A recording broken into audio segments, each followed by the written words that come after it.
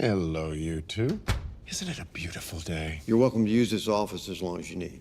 Après les nombreuses critiques concernant le rythme de la saison 5, l'épisode 7 a posé les bases du final tant attendu. Tu vas m'écouter très attentivement. Tu vas l'aimer, cette histoire, c'est garanti. Bagarre, duel, torture, vengeance, géant, monstre, poursuite, évasion, grand amour, miracle.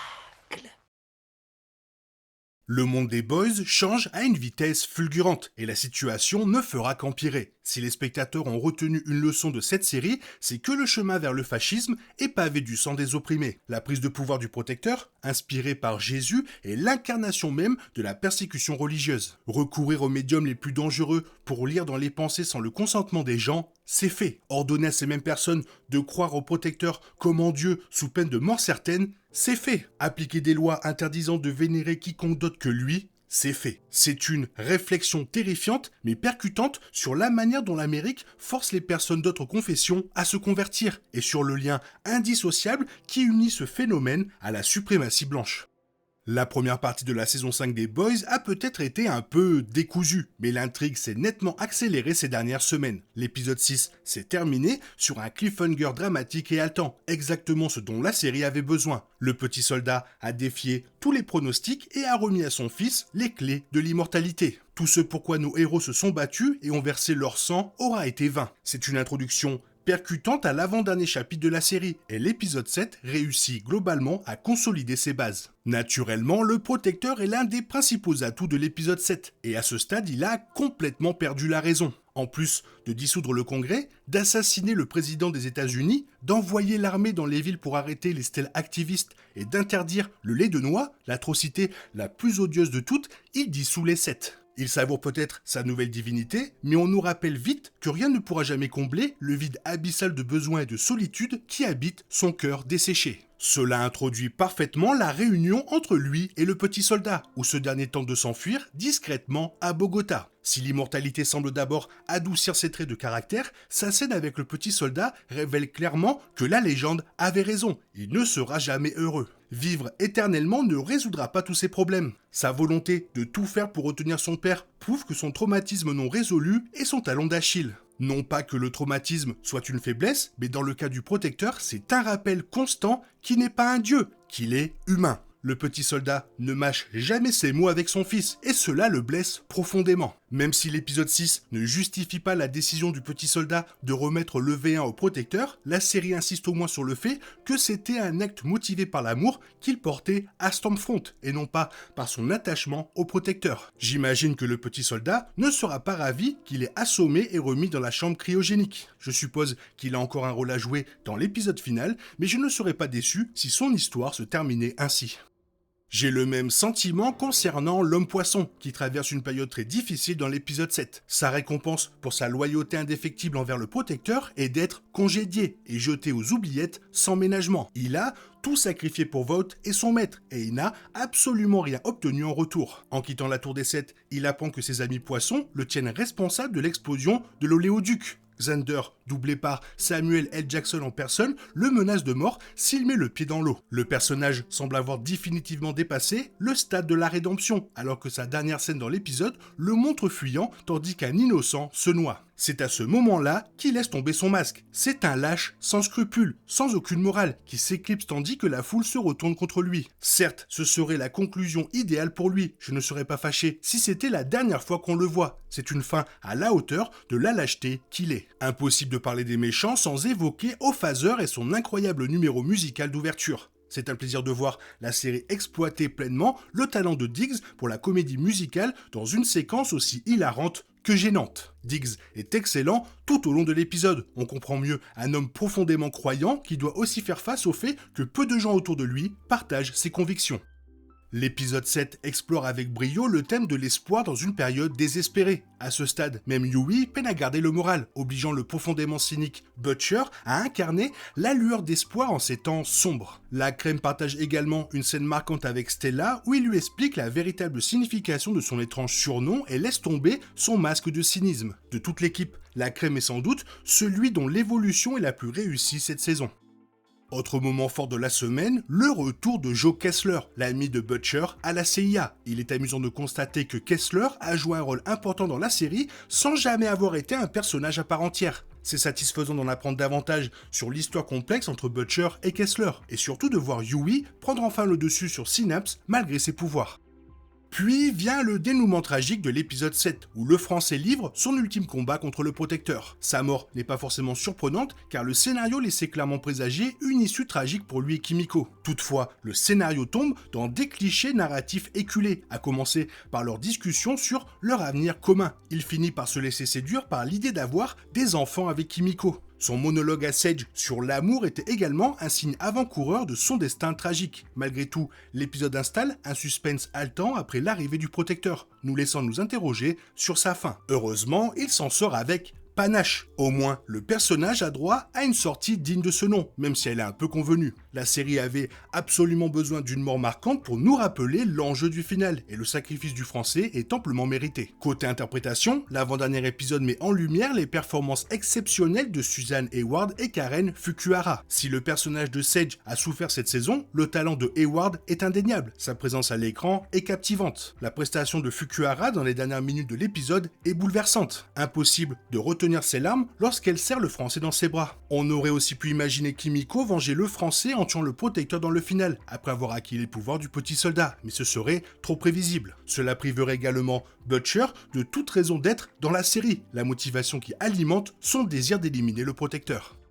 Alors, qu'est-ce qui n'a pas vraiment fonctionné dans l'épisode 7 ? D'abord, la série a le tort d'en faire trop peu. Et trop tard, concernant le lien tant attendu avec Gen V. On voit enfin Mary Morrow et Jordan Lee, mais Stella les congédie aussitôt, et c'est à ce moment précis que j'ai tapé mon plus gros fou rire de la saison. En voulant ne pas froisser les spectateurs qui n'ont pas vu Gen V, la série a au contraire pénalisé ceux qui l'ont suivi. Certes, Mary et ses amis semblent destinés à jouer un rôle dans le final, mais vu leur faible implication dans le conflit jusqu'à présent, leur présence dans la bataille finale risque fort d'être artificielle. Le problème, c'est que les fans des Boys, qui n'ont pas suivi Gen V, ignore tout de Mary. C'est pourquoi la saison 5 aurait gagné à inclure davantage d'apparitions de l'équipe, les bases sont pour le moins fragiles. Plus généralement, l'épisode 7 souffre du fait qu'il ne donne pas vraiment l'impression d'être l'avant-dernier chapitre de la série. Le sentiment d'urgence n'est pas vraiment présent, même si le Protecteur a atteint sa pleine puissance. L'intrigue s'égare un peu, passant sans transition d'une scène bizarre entre She-Line et Dognut qui se reniflent étrangement les fesses à la mort du Français. Cette alternance entre légèreté et drame poignant est courante dans la série. Pourtant,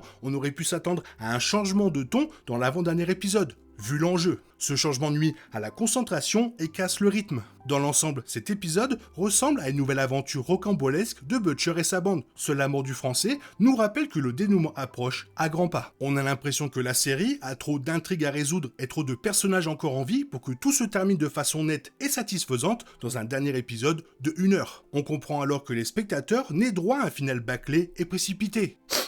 Une odeur de Game of Thrones. Aurions-nous dû arriver à ce point plus tôt dans la saison ? Clairement, oui, mais promouvoir votre Rising était plus important que nous. J'espère simplement qu'il y aura suffisamment de place pour offrir aux fans une conclusion digne de ce nom dans l'épisode 8.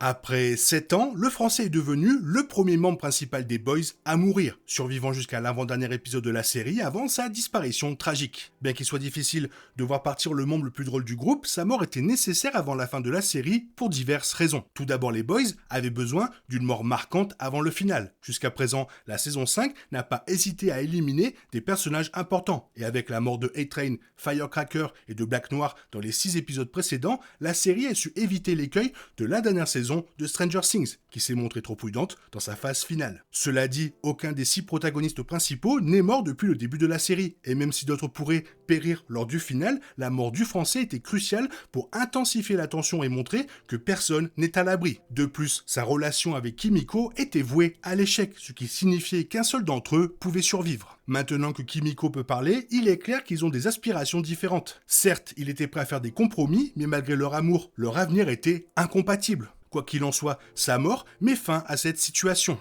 Il était aussi le principal scientifique des Boys, ayant réussi à créer le virus super et à presque reproduire l'explosion du petit soldat, ce qui le rendait trop dangereux pour que le protecteur puisse le garder auprès de lui. Le laisser en vie aurait été une imprudence de la part du vilain. Et il était évident que leur relation était loin d'être harmonieuse. En fin de compte, son histoire semblait complète. Il avait en quelque sorte racheté son passé trouble et s'était efforcé de devenir une meilleure personne. Toutefois, à partir de la saison 5, veiller sur Kimiko était son seul objectif. Et en se sacrifiant pour la protéger, sa mort a parfaitement conclu son parcours. Les circonstances exactes de la mort du Français restent floues. Dès l'instant où le protecteur a pénétré dans la chambre remplie d'uranium avec lui, son sort était scellé. Il était impuissant face à l'antagoniste principal. Et même s'il avait révélé la position de Sage, ce qui aurait également dévoilé la cachette de Kimiko, le protecteur l'aurait probablement tué de toute façon. C'est pourquoi il a choisi d'activer l'uranium, sachant qu'il blesserait au moins le chef des 7. Toutefois, lorsque Sage et Kimiko se sont mises à sa recherche, c'est une traînée de sang qui les a alertés de sa présence. La blessure semblait provenir de l'abdomen. Bien qu'il soit possible que le protecteur lui ait simplement transpercé les entrailles, l'antagoniste semble lui avoir réservé un sort bien plus sinistre. Lors de leur rencontre, le Français a lancé au protecteur « Viens donc me lécher les couilles », ce que ce dernier a sans doute vraiment mal pris. Par conséquent, la blessure pourrait en réalité provenir d'une zone bien plus intime. En gros, ce salopard de protecteur lui a explosé les couilles, ce qui correspond bien à la conception tordue de la justice du protecteur. Quoi qu'il en soit, s'il a laissé la légende en vie dans l'épisode précédent, il n'a pas accordé la même faveur aux Français, qui semble être mort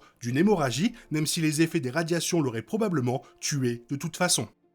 Ceux qui ignorent le sort du Français dans la BD pourraient croire qu'il subit une mort similaire dans l'adaptation de Prime Video, mais c'est loin d'être le cas. Alors que dans la série, il meurt des mains du protecteur, dans la BD, c'est en réalité son propre allié qui le tue. Butcher est responsable de la mort du Français. Le groupe parvient à vaincre le protecteur dans l'œuvre originale, mais le conflit ne s'arrête pas là. Butcher ne se contente pas d'éliminer son ennemi juré et estime que tous ceux qui ont du composé V dans leur organisme doivent disparaître, y compris ceux qui ont combattu à ses côtés. Il se retourne alors contre son équipe et place une bombe dans la planque des Boys. Le Français et Kimiko la découvrent et meurent ensemble. Quelques instants après que le Français a avoué son amour à sa camarade des Boys, choisissant de mourir avec le sourire. Étant donné que la mort du Français dans la série live action est radicalement différente, dans des circonstances totalement inédites et tué par un autre meurtrier, cela pourrait offrir une fin unique au groupe. L'adaptation des Boys par Amazon n'a jamais été fidèle à la BD, ce qui signifie qu'il y a de fortes chances que Butcher n'en prenne pas la même voie sombre, malgré tous les indices.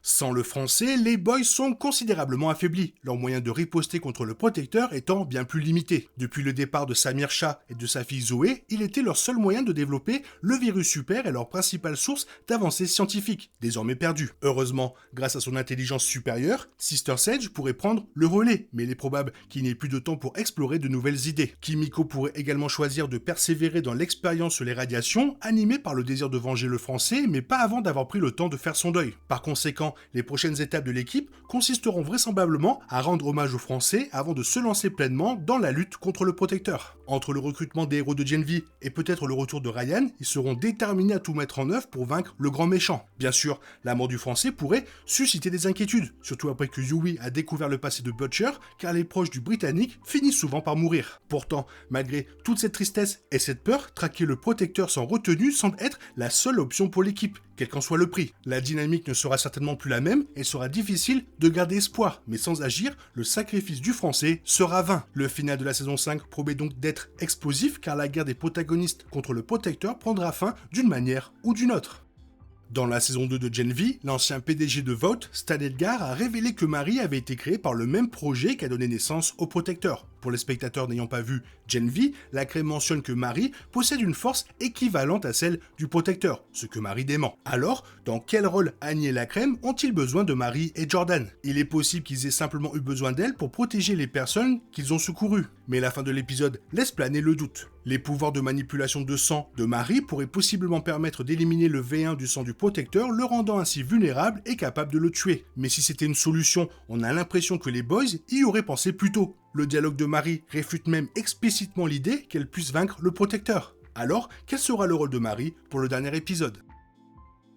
Et voilà, c'est presque fini, il ne reste que le final de la série, pour voir ce qui va se passer. Toi, qu'est-ce que tu en penses? Est-ce que tu penses que le protecteur va gagner? Ou est-ce que tu penses qu'il va mourir? Ou peut-être qu'il va perdre ses pouvoirs et rester comme un humain? Qu'est-ce que tu aimerais voir? Fais-le moi savoir dans la zone commentaire. Et sinon, comme d'habitude, bisous bisous bye bye, à la semaine prochaine. T'es toujours là, toi? C'est fini. Rentre chez toi. Allez, dehors. Naï, naï, naï.